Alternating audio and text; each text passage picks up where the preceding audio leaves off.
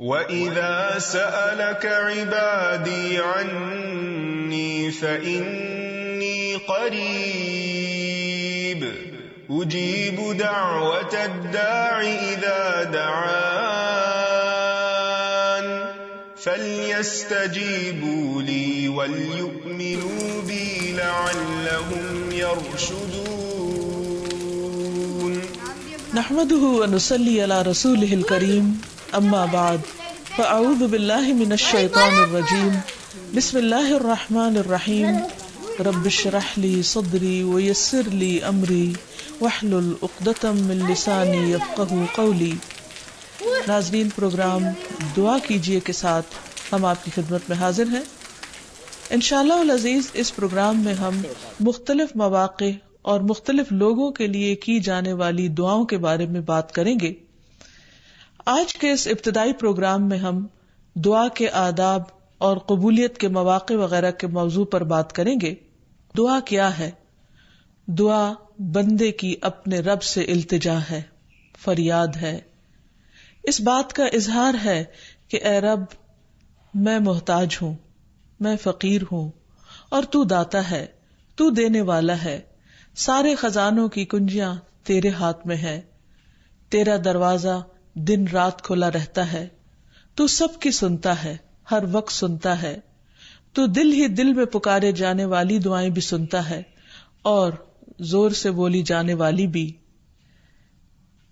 دعا انسان کی تمناؤں کے لب پر آنے کا نام ہے. جیسے علامہ اقبال نے بہت خوبصورتی سے کہا تھا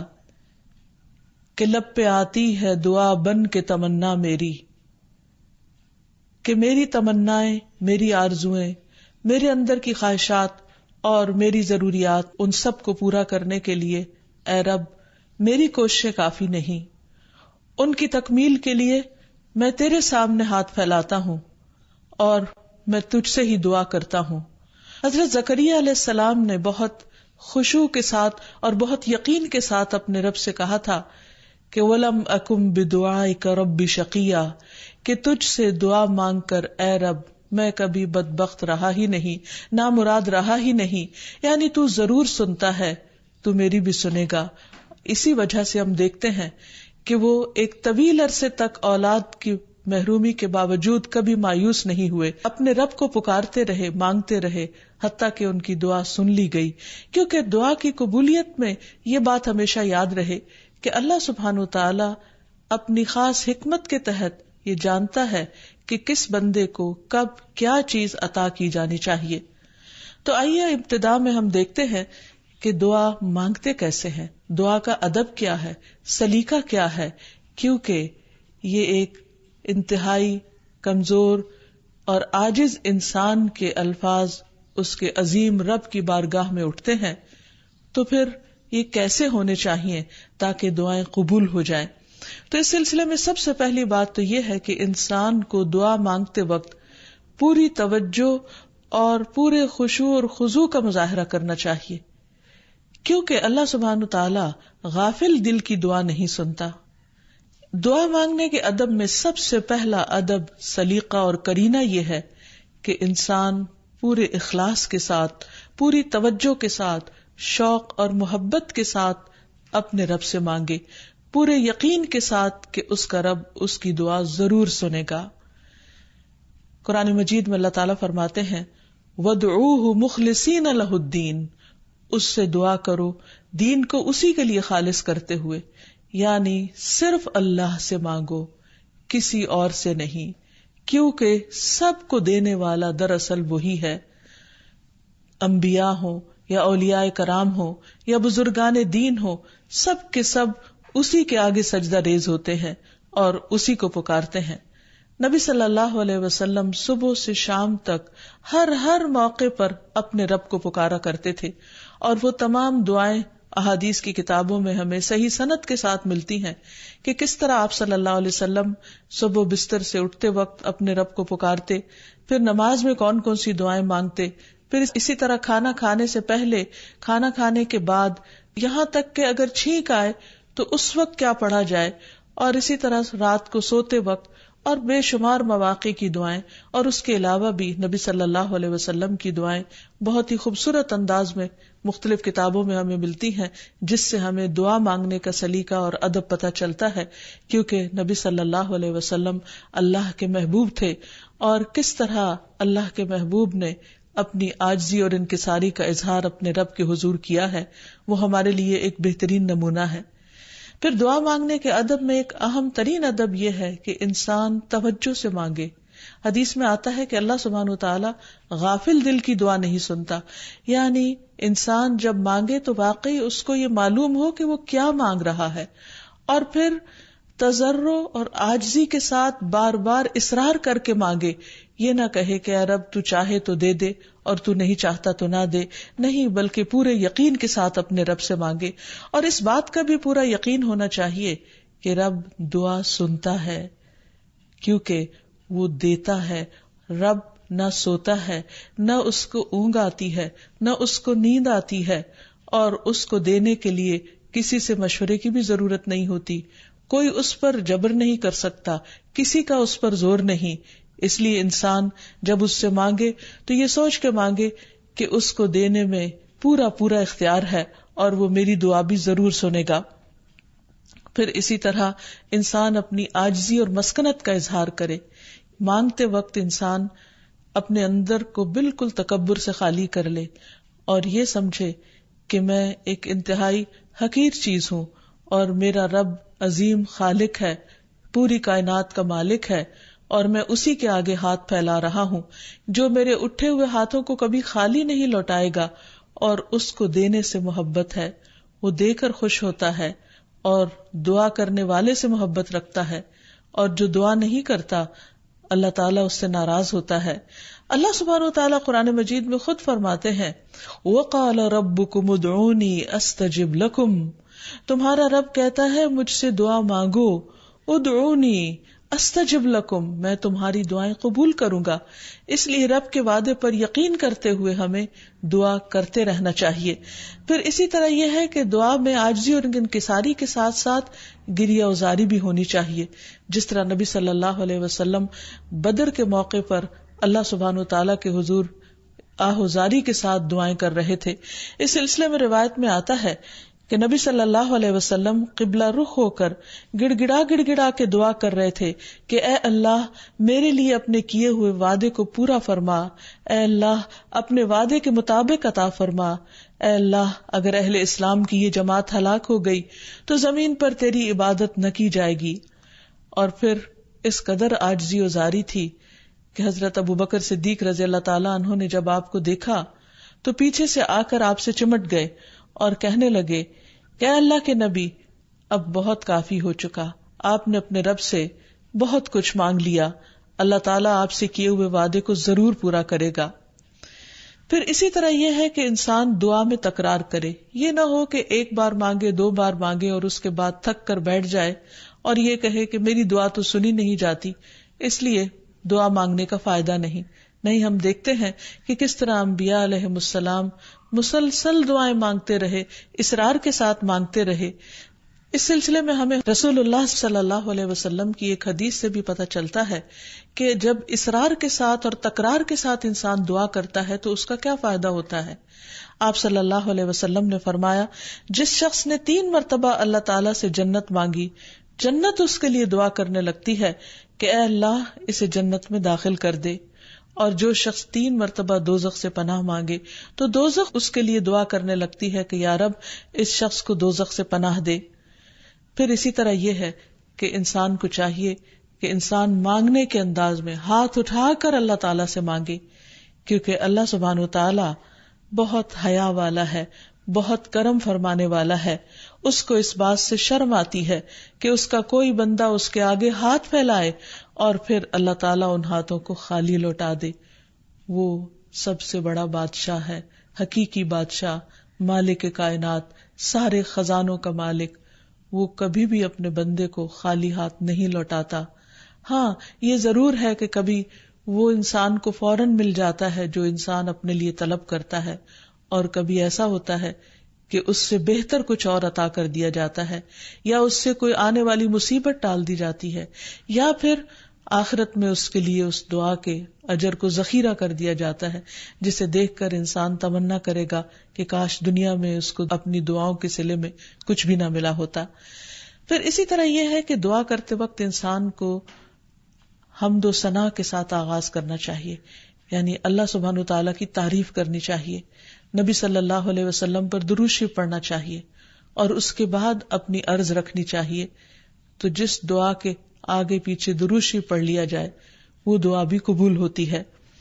فضالہ بن عبید رضی اللہ عنہ سے روایت ہے کہ ایک مرتبہ رسول اکرم صلی اللہ علیہ وسلم تشریف فرما تھے، ایک شخص آیا اور اس نے نماز پڑھی، پھر کہنے لگا اے اللہ مجھے بخش دے اور مجھ پر رحم کر۔ تو رسول اللہ صلی اللہ علیہ وسلم نے فرمایا اے نمازی تو نے جلدی کی، جب نماز پڑھ چکو تو بیٹھے رہو، اللہ کی اس طرح حمد و ثنا بیان کرو جیسا کہ اس کا حق ہے، پھر مجھ پر درود بھیجو، پھر اس سے دعا کرو، یعنی یہ دعا مانگنے کا ادب اور سلیقہ ہے۔ پھر اسی طرح یہ ہے کہ انسان کی دعاؤں کی قبولیت میں بعض اوقات اس کے گناہ حائل ہوتے ہیں، اور جب انسان استغفار کرتا ہے، توبہ کرتا ہے تو دروازے کھل جاتے ہیں۔ اسی لیے انسان جب دعا کرے تو اس کے ساتھ ساتھ اپنے رب سے توبہ اور استغفار کرے۔ پھر اسی طرح دعا کرنے کے ادب میں سے ایک چیز یہ بھی ہے کہ انسان جب دعا کرنا شروع کرے تو سب سے پہلے اپنے لیے دعا کرے، پھر اپنے قریبی لوگوں کے لیے دعا کرے، اور پھر تمام لوگوں کے لیے دعا کرے۔ جیسے حضرت ابراہیم علیہ السلام کی دعا میں آتا ہے ربنا اغفر لی ولوالدی وللمؤمنین یوم یقوم الحساب، کہ اے ہمارے رب مجھے بخش دے اور میرے والدین کو بخش دے اور تمام مومنوں کو بخش دے جس دن حساب کتاب قائم ہو۔ پھر اسی طرح دعا مانگنے کے آداب میں سے یہ بھی ہے کہ انسان جامع الفاظ کے ساتھ، بہترین الفاظ کے ساتھ دعا مانگے، اور اس سلسلے میں ہم دیکھتے ہیں کہ نبی صلی اللہ علیہ وسلم سے بڑھ کر کس کے الفاظ جامع ہو سکتے ہیں، کمپریہنسو، کہ کم الفاظ میں زیادہ بڑی چیزیں مانگی گئی ہیں۔ اس لیے ہمیں مسنون دعاؤں کو یاد کرنے اور ان کو پڑھنے کا بھی اہتمام کرنا چاہیے۔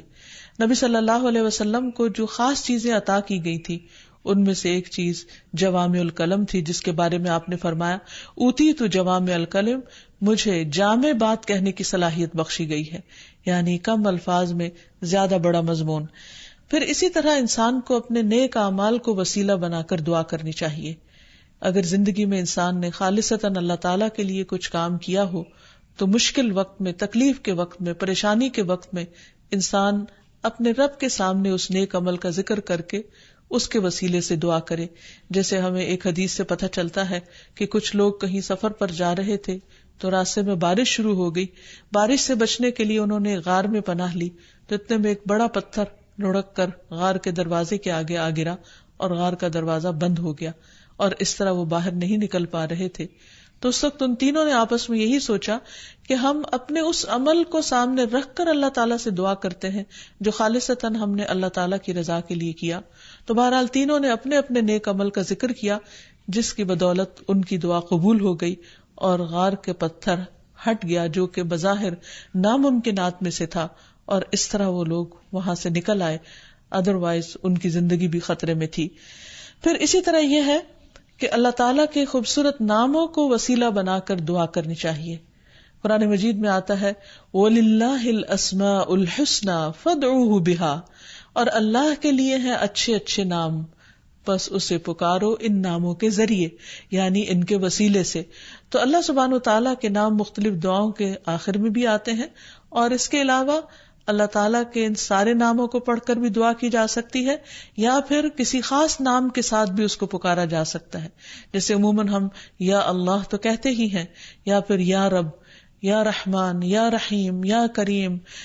یا ذی الجلال والاکرام، یا حی یا قیوم برحمتک استغیث۔ ان اچھے اچھے ناموں کے ساتھ اللہ تعالیٰ کو بار بار پکار کر دعا کرنے سے دعا قبول ہوتی ہے۔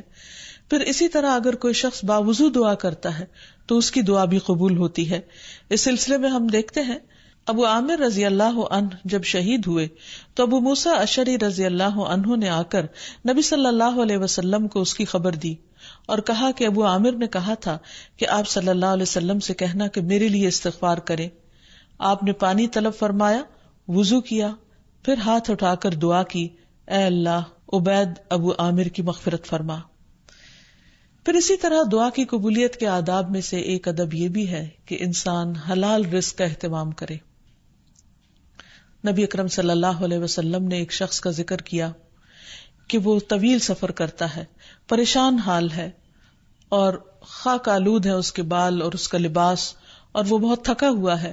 اور اپنے ہاتھ آسمان کی طرف اٹھا کر کہتا ہے یا رب یا رب، لیکن اس کی دعا کہاں سے قبول کی جائے؟ اس کا کھانا بھی حرام کا، اس کا پہننا بھی حرام کا، اور وہ حرام پر ہی پرورش پایا، تو اس کی دعا کہاں سے قبول ہو؟ تو اس سے یہ پتہ چلتا ہے کہ انسان اگر یہ چاہتا ہے کہ اس کی دعائیں قبول ہوں تو وہ اپنے کھانے پینے اور اپنے لباس اور اپنی زندگی میں بھرپور طریقے سے حلال کا اہتمام کرے. پھر اسی طرح یہ ہے کہ دعا میں تصنع اور تکلف سے پرہیز کرنا چاہیے. اس سلسلے میں ایک حدیث میں آتا ہے، ابن عباس فرماتے ہیں کہ دعا میں قافیہ بندی سے پرہیز کرتے رہنا، کیونکہ میں نے رسول اللہ صلی اللہ علیہ وسلم اور آپ کے صحابہ کو دیکھا ہے کہ وہ ہمیشہ اس سے اجتناب کرتے تھے، یعنی اس سے بچا کرتے تھے. پھر اسی طرح دعا میں مبالغے سے بھی پرہیز کرنا چاہیے. نبی صلی اللہ علیہ وسلم نے فرمایا، ان قریب اس امت میں ایسے لوگ آئیں گے جو طہارت اور دعا میں مبالغہ کریں گے، یعنی حد سے زیادہ لمبی دعائیں کریں گے، کیونکہ دعا اس وقت تک انسان کو کرنی چاہیے جب تک اس کا خشوع و خضوع قائم رہے اور واقعی وہ اللہ سے دعا کر رہا ہو. لیکن صرف لمبی دعا اس لیے کہ شاید بہت زیادہ لمبی دعا کرنے سے زیادہ قبولیت ہوگی، تو اصل چیز کوالٹی ہے. بعض اوقات انسان صرف ایک جملہ بولتا ہے لیکن اتنے درد کے ساتھ، اتنے احساس کے ساتھ، اتنی شدت کے ساتھ کہ وہی کافی ہو جاتا ہے. جیسے یونس علیہ السلام نے مچھلی کے پیٹ میں پکارا تھا، لا الہ الا انت سبحانک انی کنت من الظالمین، کہ لا الہ الا انت، نہیں کوئی الہ مگر تو ہی، سبحانک تو پاک ہے، انی کنت من الظالمین بے شک میں ظالموں میں سے ہوں، میں گناہ گاروں میں سے ہوں. تو ان کی دعا فوراً سن لی گئی، قبول کر لی گئی. پھر اسی طرح کچھ اوقات اور مقامات ایسے ہیں کہ جہاں انسان کی دعا قبول ہوتی ہے. مثلاً رات کے آخری حصے میں دعائیں بہت قبول ہوتی ہیں. حدیث میں آتا ہے، رسول اللہ صلی اللہ علیہ وسلم نے فرمایا، ہمارا رب تبارک و تعالی ہر رات کو اس وقت آسمان دنیا پر آتا ہے جب رات کا آخری تہائی حصہ رہ جاتا ہے. وہ کہتا ہے، کوئی مجھ سے دعا کرنے والا ہے کہ میں اس کی دعا قبول کر لوں؟ کوئی مجھ سے مانگنے والا ہے کہ میں اسے عطا کر دوں؟ کوئی مجھ سے بخشش طلب کرنے والا ہے کہ میں اسے بخش دوں؟ یعنی اگر کوئی اس وقت مجھ سے دعا کرے گا تو میں ضرور اس کی دعا قبول کر لوں گا. لیکن عموماً رات کے آخری حصے میں انسان گہری نیند میں چلا جاتا ہے اور یہ قبولیت کا وقت اس سے کھو جاتا ہے. تو اس خصوصی طور پر اگر انسان کی زندگی میں کوئی پریشانی ہو یا کچھ چیزوں کے بارے میں وہ واقعی سنجیدہ ہو کہ وہ اسے ملنی چاہیے دنیا اور آخرت کی کامیابیوں میں سے، بھلائیوں اور خیر میں سے، تو اس کو چاہیے کہ اس وقت میں دعا کا اہتمام کرے. نبی صلی اللہ علیہ وسلم نے یہ بھی فرمایا کہ تمام اوقات سے زیادہ بندہ پچھلی رات میں اپنے رب کے قریب ہوتا ہے، پس اگر تم سے ہو سکے تو تم اس گھڑی میں اللہ کو یاد کرنے والوں میں سے بن جاؤ تو ضرور بن جاؤ. پھر اسی طرح آذان کے بعد اور اقامت سے پہلے دعا قبول ہوتی ہے. یعنی مؤذن جب آذان دے رہا ہو تو جو الفاظ وہ دہرا رہا ہو ان کو دہراتے جانا چاہیے، سوائے حی علی الصلاح اور حی علی الفلاح کے، کہ اس کے جواب میں لا حول ولا قوت الا باللہ پڑھنا چاہیے. اور جب مؤذن آذان کہہ چکے تو آذان کے بعد کی دعا پڑھ کے، درود شریف پڑھ کر، جو بھی انسان کے دل میں حاجت ہو وہ اپنے رب کے سامنے رکھے. تو وہ دعا کے قبولیت کا وقت ہوتا ہے، اس وقت آسمان کے دروازے کھلتے ہیں. تو اس وقت انسان کو یہ وقت ضائع نہیں کرنا چاہیے اور چھوٹی چھوٹی چیزیں بھی اپنے رب سے مانگتے چلے جانا چاہیے تاکہ انسان کسی انسان کا محتاج نہ ہو. پھر اسی طرح سجدہ میں انسان اپنے رب کے بہت قریب ہوتا ہے، اس وقت دعائیں خوب سنی جاتی ہیں، تو خوب انسان کو پکارنا چاہیے. فرض نماز کے بعد دعا قبول ہوتی ہے تو فرض نماز کے بعد آیت الکرسی پڑھنا اور دعا مانگنا انسان کے فائدے میں ہے، بجائے اس کے کہ انسان فوراً مصلی سے اٹھ جائے یا ادھر ادھر کی باتیں شروع کر دے. پھر اسی طرح جمعے کے دن ایک خاص گھڑی ہوتی ہے جس میں انسان کی دعا قبول ہوتی ہے، اور اس کے بارے میں ایک روایت میں آتا ہے کہ وہ جمعے کے دن کی آخری گھڑی ہوتی ہے. تو بہرحال جمعے کے دن خصوصی طور پر دعاؤں کے مانگنے کا اہتمام کرنا چاہیے. پھر اسی طرح ماہ رمضان میں ہر دن اور رات میں ایک گھڑی ایسی ہوتی ہے کہ جس میں دعا قبول ہوتی ہے، اس وقت بھی زیادہ سے زیادہ دعائیں مانگنی چاہیے. عرفہ کے دن اللہ سبحانہ و تعالیٰ سب سے زیادہ لوگوں کو جہنم کی آگ سے آزاد کرتا ہے، تو اس دن وہاں کے لوگ جو حج پر گئے ہیں وہ تو دعائیں مانگتے ہی ہیں، اور جو لوگ نہیں بھی جا سکے وہ بھی اس دن کی برکت سے فائدہ اٹھاتے ہوئے خوب خوب دعائیں کریں. پھر اسی طرح بارش ہوتے وقت بھی دعا قبول ہوتی ہے. پھر زمزم پیتے وقت دعائیں قبول ہوتی ہیں. قرآن مجید کی تلاوت کے بعد دعا قبول ہوتی ہے. تو انسان کو ان مواقع سے خوب خوب فائدہ اٹھانا چاہیے. پھر اسی طرح مریض اور میت کے پاس جو دعائیں کی جاتی ہیں وہ بھی قبول ہوتی ہیں. اور آخر میں یہ کہ رسول اللہ صلی اللہ علیہ وسلم نے بعض ایسے کلمات بتائے ہیں کہ جن کے ساتھ اگر اللہ تعالیٰ کو پکارا جائے تو انسان کی دعا قبول ہوتی ہے، اور وہ ہیں اللہم انی اسألک یا اللہ الاحد الصمد الذی لم یلد ولم یولد ولم یکن لہ کفوا احد ان تغفر لی ذنوبی